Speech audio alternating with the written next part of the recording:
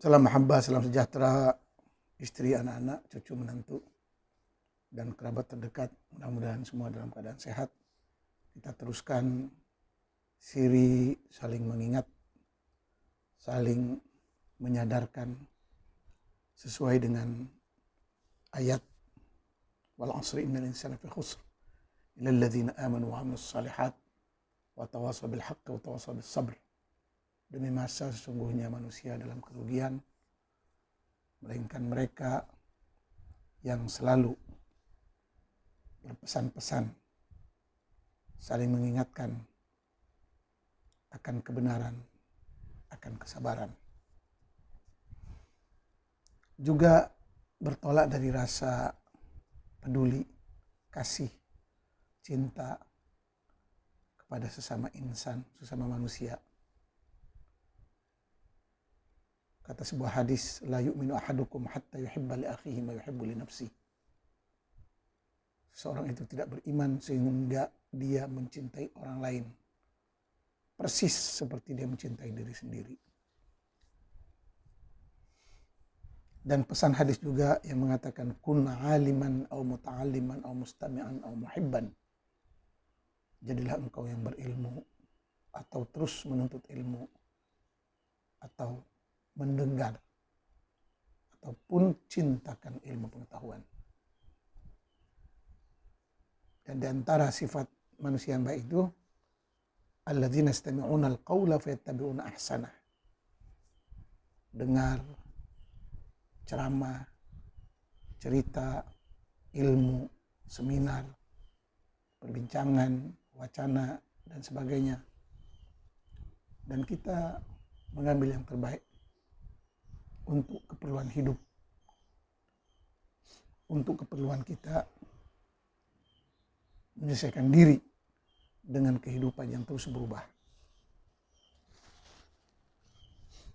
Pada kali ini saya ingin membincang satu tajuk yang sangat penting, yaitu hentikanlah memuja orang yang sudah mati.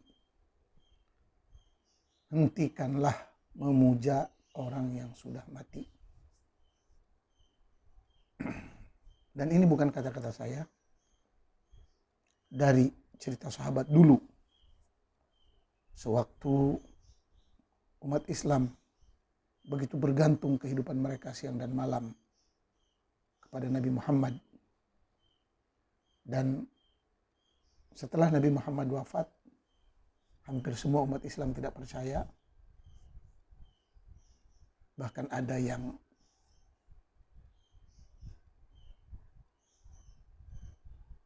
berpendapat bahwa Nabi Muhammad mungkin seperti Nabi Isa akan pergi berjumpa Tuhan 40 hari kemudian kembali. Dan Umar pun sangat marah dengan berita Nabi Muhammad telah meninggal. Namun setelah Abu Bakar, sahabatnya yang paling dekat, memastikan keadaan Nabi yang sebenar, dan dia tahu bahwa Nabi Muhammad sudah meninggal, dia pun terus keluar dan mengumumkan kepada para sahabat dengan berkata, man kana ya'budu Muhammadan fa inna Muhammadan qad mat wa man kana ya'budu Allah fa inna Allah hayyun la yamut. Sesiapa yang menyembah Muhammad, Muhammad telah mati.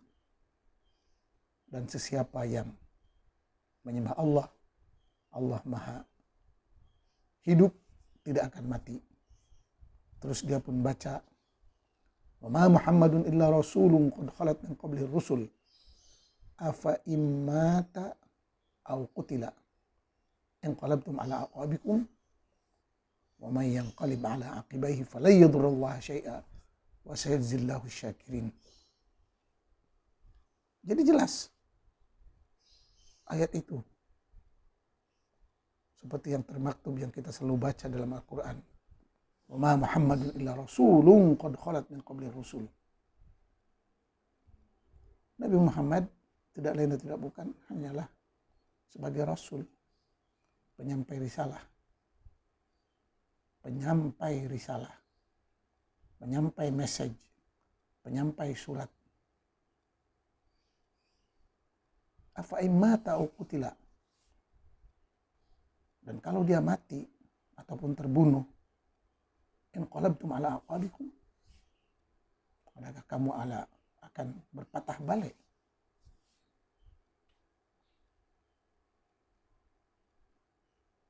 Keluar dari Islam, bermusuhan, saling berperang, dan sebagainya. Wa may yanqalib ala aqibaihi fala yadurra syai'a. Dan jelas, kalau sekiranya pun kalian kembali menjadi murtad, tidak akan merugikan Allah. Wa sayazillahu syakirin. Tapi tetap Allah akan memberi ganjaran kepada mereka yang bersyukur, kepada mereka yang terus menjalankan kebenaran, kebaikan. Jadi nampak sekali dari ayat ini, agama Islam bisa dipahami dengan begitu mudah. Nabi Muhammad hanyalah seorang Rasul. Bahkan dalam ayat lain pun dijelaskan, Qul innama ana basyarum mithlukum yuha. Katakanlah olehmu Muhammad, aku ini seperti kalian manusia, tapi ada wahyu, dapat wahyu. Ayat lain pun mengatakan, Qul inni la amliku lakum dharra wala rasyada. Nabi tidak mempunyai madarat ataupun manfaat. Nabi tidak bisa mendatangkan kebaikan atau keburukan. Tidak bisa. Qul inni la amliku lakum dharra wala rasyada.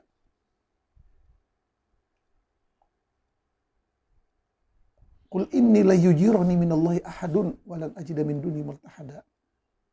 Katakanlah olehmu Muhammad, saya tidak bisa menjadi pelindung kepada siapapun. Qul inni la yujirani minallahi ahadun walan ajida min duni multahada.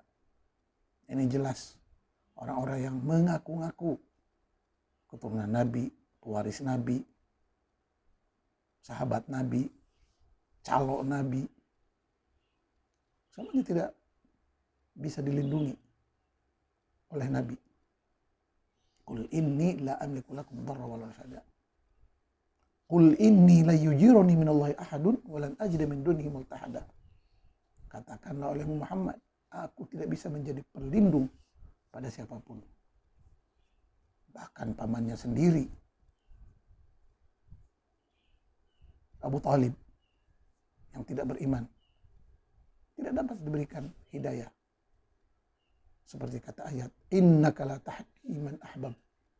Innaka la tahdi man ahbabta, walakin Allah yahdi man yasha. Kau Muhammad tidak akan bisa memberikan hidayah, petunjuk kepada orang yang engkau sukai. Tapi hidayah itu adalah milik Allah. Jadi begitu jelas Quran menilai Nabi Muhammad tidak lain dan tidak bukan hanya sebagai pengantar surat, postman, tukang antar surat, postman.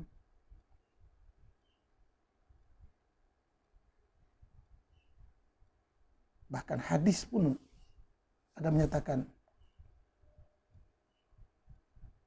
taraktu fikum amrayni ma in tamassaktum bihima lan tadillu kitaballah wa sunnati. Aku tinggalkan dua perkara, kalau kalian berpegang kepadanya tidak akan sesat, yaitu Al-Quran dan sunnahnya.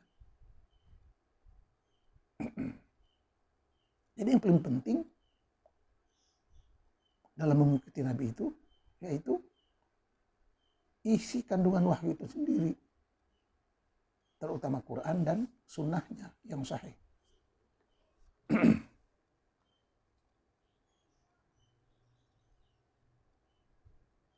Bahkan ada ayat lain menjelaskan man dzalladzi yashfa'u indahu illa bi'idznih. Tidak ada siapa yang bisa memberikan syafaat melainkan dengan izin Allah. Dan Quran sebagai pegangan utama umat Islam mesti dijadikan panduan tunggal, imam tunggal. Sebab dalam Quran ada menyatakan Allahu nazzala ahsanal hadis. Allah lah yang menurunkan sebaik-baik hadis, yaitu Quran. Bukan hadis Bukhari, Muslim, Abu Daud dan sebagainya. Yang mana hari ini hadis-hadis yang puluhan ribu itu diminta oleh pemimpin Arab Saudi Muhammad bin Salman supaya dikumpulkan hanya 100 hadis saja yang betul-betul sahih.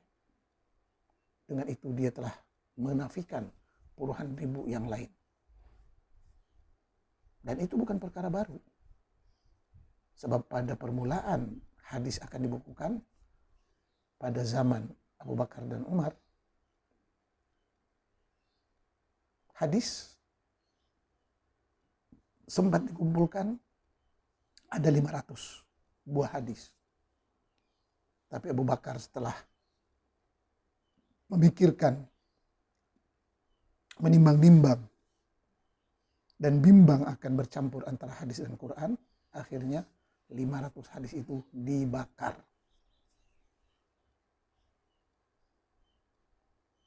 Jadi pembakar hadis pertama adalah Abu Bakar dan Umar. Tiba-tiba 500 hadis yang udah dibakar itu membiak, beranak sampai ke zaman Imam Ahmad. Terkumpullah 1.000.000 hadis. Bayangkan. Dan kita tahu apa penyebab hadis-hadis palsu bermunculan. Itu hadis. Sedangkan Quran itu sendiri perlu kepada tafsiran-tafsiran, terjemahan-terjemahan yang mesti disesuaikan dengan tuntutan dan keperluan zaman. Terutamanya yang berkaitan dengan masalah keduniaan. Sebab jelas-jelas Nabi pernah berkata, antum a'lamu bi umuri dunyakum.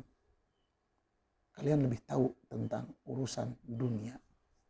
Jadi agama itu hanya tentang urusan akhirat, kerohanian. Tapi urusan membangun dunia, peraturan dunia, kecanggihan dunia, kemajuan dunia, kembalikan kepada undang-undang manusia, keperluan manusia, perubahan manusia sesuai dengan perkembangan zaman. Walaupun ada hadis yang lain yang mengatakan taraktu fikum amrain ma in tamassaktum bihima lan tadillu kitaballah wa atrati. Aku tinggalkan 2 perkara. Kalau kamu berpegang kepada keduanya tidak akan sesat. Kitabullah dan keturunanku.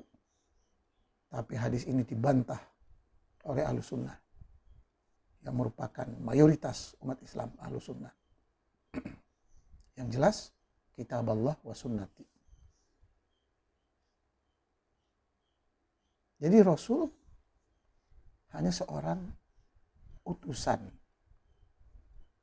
Dia manusia. Dan yang perlu diikuti itu adalah isi ajarannya. Pahami, baca, pahami, hayati, amalkan isi kandungan Quran dan hadis.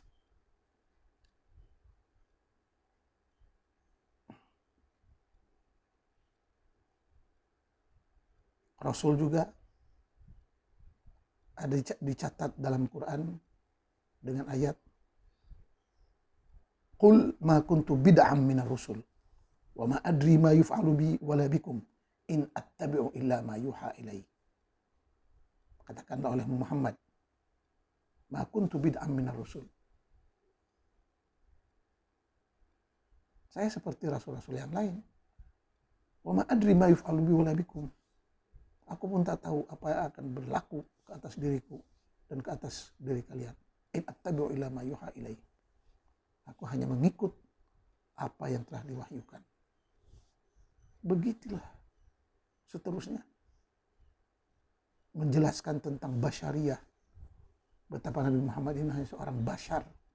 Manusia. Biasa. Yang mendapat wahyu. Yang mana wahyu itu pun artinya banyak. Ada yang katanya wahyu itu firman Tuhan. Kalamullah lil bashar. Allah bercakap kepada manusia. Atau kalamul bashar anillah. Manusia bercakap, berkata-kata atas nama Tuhan. Ataupun kizbul bashar anillah. Manusia berbohong atas nama Tuhan. Silahkan tafsirkan. Dan kalaupun wahyu itu betul wujud, mungkin itu hanya pengalaman batin Muhammad. Dan pengalaman batin yang paham hanya dia. Tidak ada urusan dengan orang lain. Yang anehnya, setelah Nabi Muhammad, banyak nabi-nabi lain yang bermunculan dari agama lain, dari kaum lain, dari bangsa lain. Marah. Hanya Nabi Muhammad sebagai nabi akhir zaman. Padahal mereka semuanya mempunyai pengalaman kontak batin dengan Sang Pencipta. Begitu kata mereka. Yang mana pengalaman kontak batin dengan alam gaib ini hari ini dikaji dalam bidang psikologi ataupun psikologi, ilmu kejiwaan. Yang mana ada sebagian manusia yang mempunyai penyakit bipolar, sawan, suna'il qutub, dan sebagainya. Dicek. Pengalaman manusia-manusia yang seperti ini, yang mempunyai penyakit tertentu, dia merasakan ada bisikan alam gaib. Sampai dalam kes-kes tertentu, ada manusia, dia mengaku Tuhan, dia mengaku Nabi, dia mengaku malaikat. Begitu. Dan sekarang, dalam ilmu kejiwaan itu dikaji, ada ilmunya. Dulu, karena ilmu kejiwaan belum dikenal, ya sudah. Jadilah. Ada yang aku Tuhan, ana rabbukumul a'la. Ada yang aku Nabi. Ada yang melihat jelmaan-jelmaan tertentu. Jin, ifrit, malaikat, dan sebagainya. Tapi kajian hari ini dari nama-nama pun dikaji.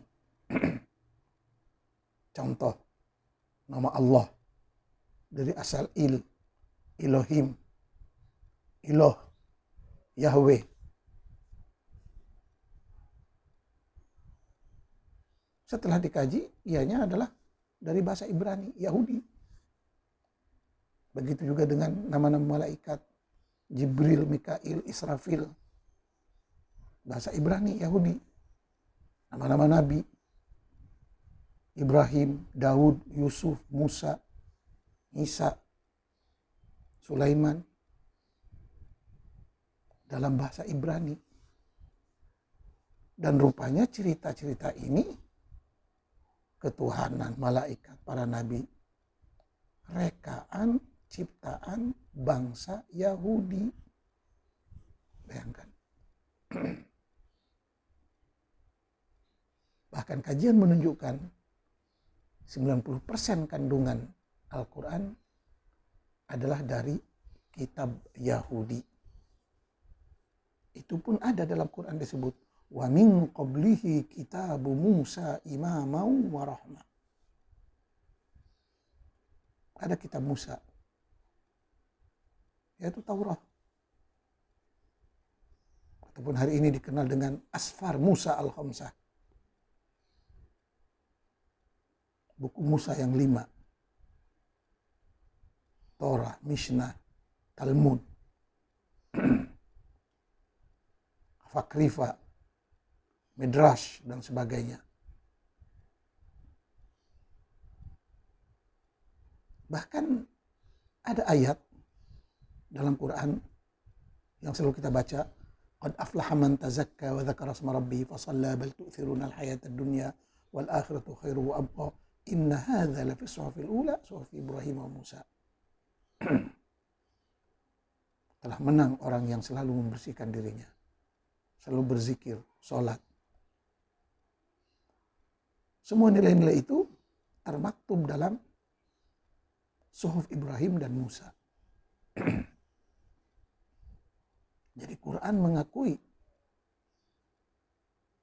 beberapa nilai yang ada dalam Quran itu diambil juga dari buku lama, suhuf Ibrahim wa Musa. Suhuf Ibrahim dan suhuf Musa. Suhuf Musa ada Taurat, suhuf Ibrahim mana? Ini sedang dikaji. Sehingga banyak ilmuwan mengatakan bahwa Al-Quran tidak akan bisa difahami kalau kita tidak membaca Injil dan tidak membaca Taurat. Bayangkan. Itu sebabnya membenci Kristen, membenci Yahudi, satu tindakan yang tidak bijak. Sebab hakikatnya ketiga-tiga buku ini, Taurat, Injil, Quran, ketiga-tiga agama ini, Yahudi, Nasrani, Islam, datang dari sumber yang sama.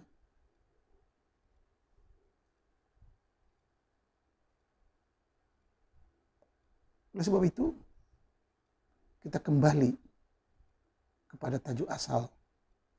Berhentilah menyembah orang-orang yang sudah mati. Termasuk Nabi. Yang perlu kita takzimkan itu Allah. Dan cara mentakzimkan Allah itu gimana? Dengan berbuat kerja-kerja, amalan-amalan, karya-karya yang berguna dan bermanfaat.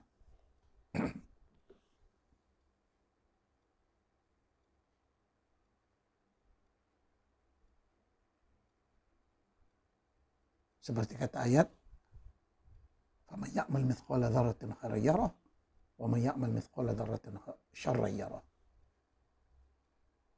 Dan ada ayat lain, مَنْ عَمِلَ صَالِحًا مِنْ ذَكَرٍ أَوْ أُنْثَى وَهُوَ مُؤْمِنٌ فَلَنُحْيِيَنَّهُ حَيَاةً طَيِّبَةً.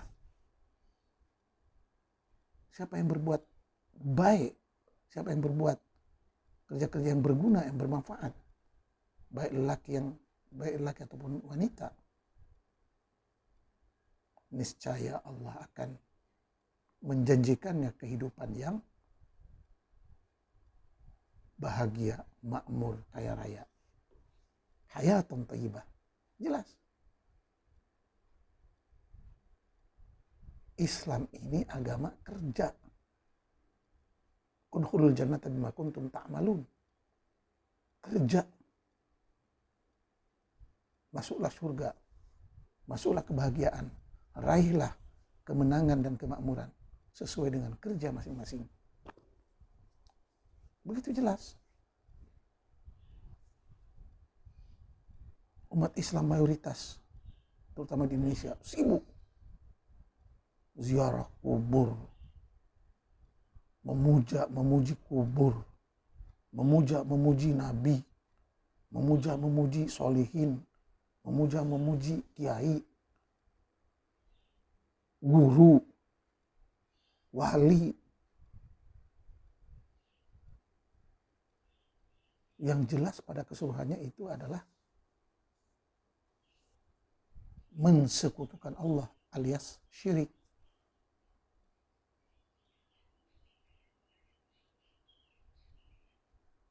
Kita simak ayat ini.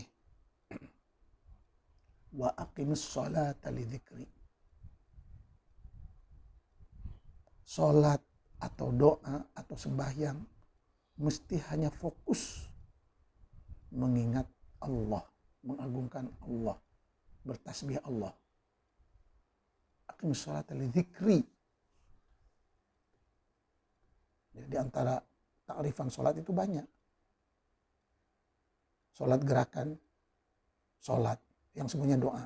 Doa pun salat. Meminta pun salat. Doa itu ibadah, salat. Dan semuanya hanya fokus kepada Allah. Iyyaka na'budu wa iyyaka nasta'in. Tumpukan sembahan kita kepada Allah dan meminta pun kepada Allah. Dan setelah meminta itu terus bekerja. Ini sibuk dengan ziarah kubur, minta syafaat, minta kekayaan, minta itu dan ini.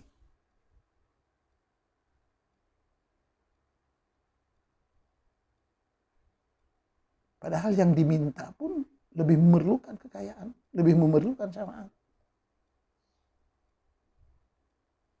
Dha'ufat talibu wal matlub. Dha'ufat talibu wal matlub. Begitu lemahlah orang yang diminta manusia dan orang yang meminta manusia juga. Maka jalanilah agama ini dengan akal, pikiran yang sehat. Sudah jelas. Aqimis sholata li dzikri. Wa annal masajida lillahi fala tad'u ma'allahi ahada. Sembahyang di masjid hanya nama Allah yang mesti dipuja dan diagungkan. Ini tidak. Lebih banyak mengingat Nabi daripada mengingat Allah. Itu sebab dalam ayat lain mengatakan wa ma yu'minu aktsaruhum billahi illa wa hum musyrikun. Malangnya kebanyakan orang yang beriman itu hakikatnya musyrik. Maka tepatlah hadis sataftariqu ummati, umatku akan berpecah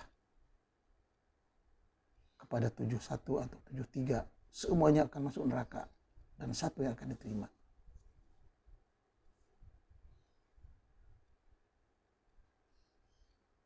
Yang hanya mengikut Rasul dan para sahabatnya.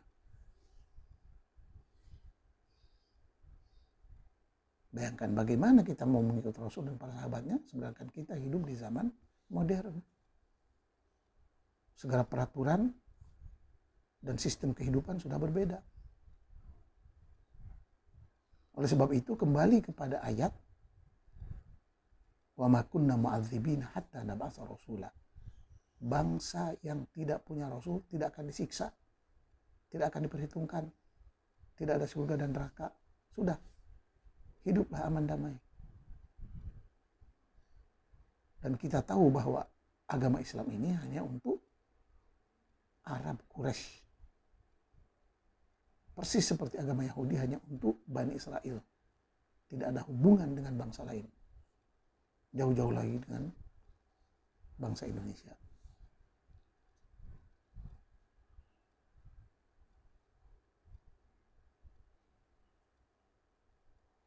Jadi hentikanlah menyembah-nyembah orang sudah mati. termasuk nabi, para solihin, para aulia, para kiai, para ajengan, para wali, untuk guru, entah apa lagi.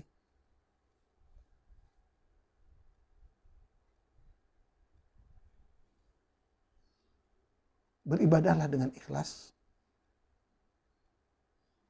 meminta, menyembah hanya kepada Allah, dan terus bekerja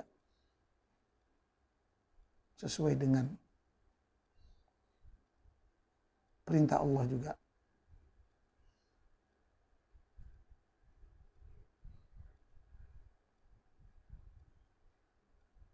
Hadis lain pun ada menyebut, khairun nas anfa'um linnas. Sebaik-baik manusia yang memberi kebaikan kepada orang lain. Lihat, siapa sekarang yang lebih banyak memberikan kebaikan kepada orang lain? Dalam bidang perbuatan, makanan, industri, dan lain-lain. Mana peranan kita umat Islam? Khairun nas anfa'um linnas. Dan jenis-jenis ibadah itu banyak. Senyum ibadah. Kata-kata yang baik ibadah. Tidak mengganggu orang ibadah. Tidak menyakiti orang ibadah. Tidak memfitnah orang ibadah. Membersihkan jalan ibadah. Tidak mengganggu jalan ibadah. Bayangkan. Terutama pada mereka yang selalu mengaku-ngaku paling suci, paling Islam, tapi kerjanya demo, mengganggu keamanan, ketentraman, kenyamanan, mengganggu lalu lintas. Ini yang mesti kita pelajari terus.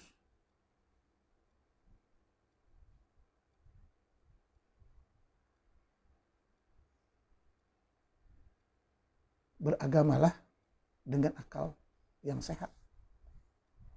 Sebab syarat taklif itu sendiri, syarat manusia itu mempunyai tanggung jawab dalam menjalankan agama, mesti akil, baligh, mumayyaz.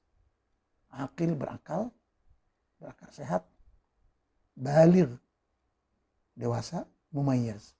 Boleh membedakan antara yang baik dengan yang buruk. Mengganggu orang teriak-teriak dengan azan dan baca Quran itu baik atau tidak? Sedangkan Quran jelas, la tarfa'u aswatakum fawqa sautin nabi. Jangan kalian tinggikan suara lebih daripada suara Nabi. Itu jelas. Dalam ibadah Nabi tidak pernah pakai mikrofon. Ya sudah, jangan pakai. Sedangkan yang dipakai itu sendiri hanya CD. Quran CD. Wiridan CD. Ya sudah, sembahyang pun CD.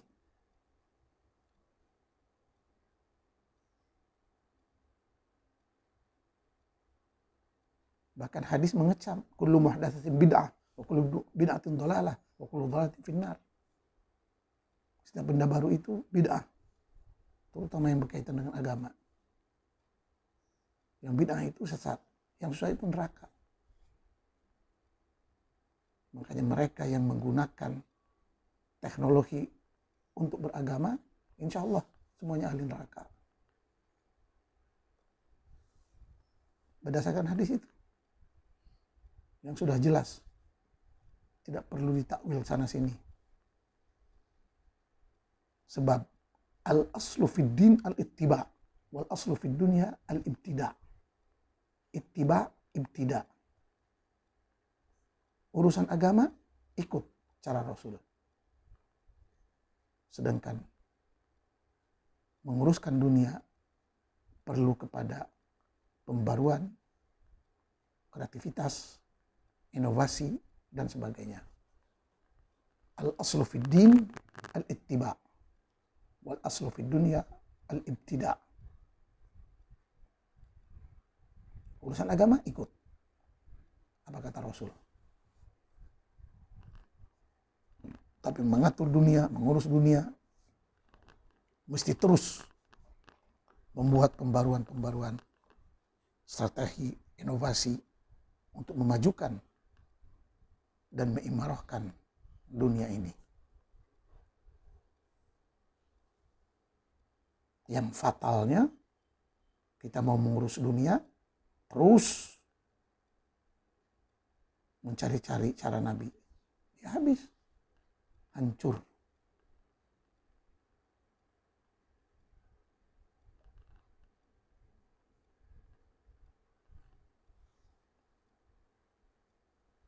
Intinya, umat Islam berhentilah menyembah-nyembah, memuja-muja orang-orang yang sudah mati.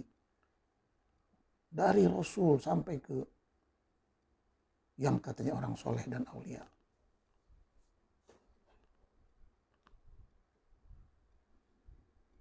Sebab kalau orang yang sudah mati itu ya sudah tamat. Bahkan dalam bidang fikih pun banyak pandangan para ilmuwan mengatakan bahwa fatwa seorang mufti itu akan tamat tempo dengan kematian mufti itu sendiri.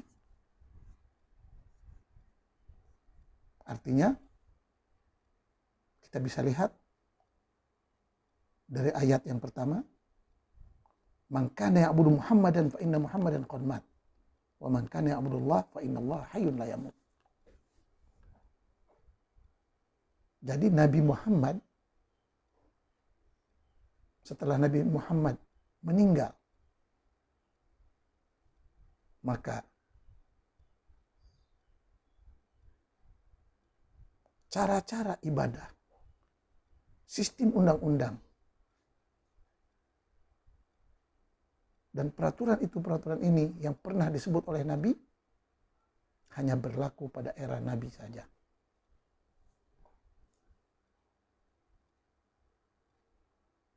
Selebihnya, baik Quran atau hadis, mesti diterjemah, ditafsir, ditakwil mengikut keperluan zaman. Kalau tidak ditakwil, ditafsir, diterjemah sesuai dengan perkembangan zaman, dengan sendirinya ayat dan hadis itu akan mati dan akan hanya dibaca untuk mendapatkan berkat. Ini yang berlaku.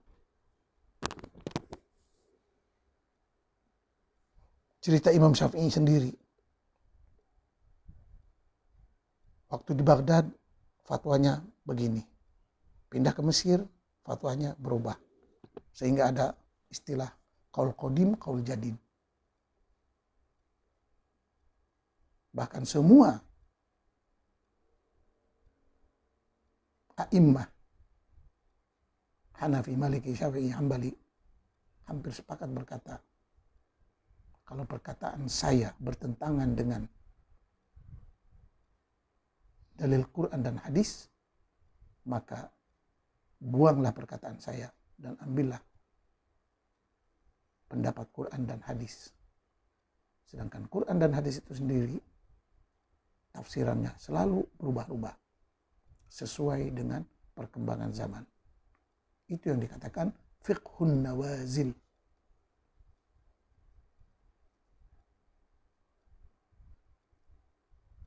Jadi setiap isu, setiap masalah yang berlaku pada zaman yang terus bergerak maju ke depan, kalau mau hidup syariat itu, kalau mau hidup undang-undang itu, mestilah disesuaikan dengan keperluan zaman tersebut. Tapi kalau berkeras, kekeh, mau berpegang pada qaul qadim, maka akan berlaku banyak masalah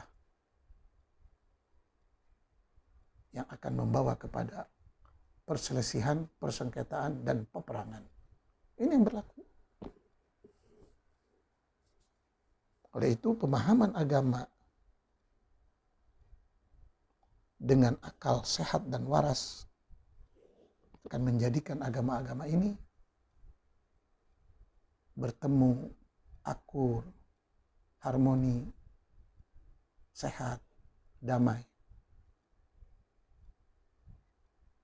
Tapi agama yang jumud, beku, kaku, mati, tidak mau berubah, tidak mau bergerak, tidak mau memahami perubahan zaman, maka ajaran tersebut, agama tersebut, budaya tersebut akan ditinggalkan atau mati mereput dengan sendirinya.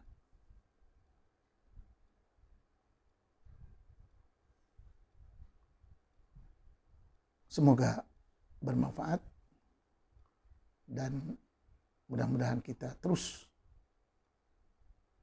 mencari kebenaran, mencari jalan yang terbaik, mencari dan berusaha sekuat tenaga demi untuk memajukan bangsa dan negara dalam semua bidang sesuai dengan bangsa dan negara-negara yang maju. Sekian, wassalam.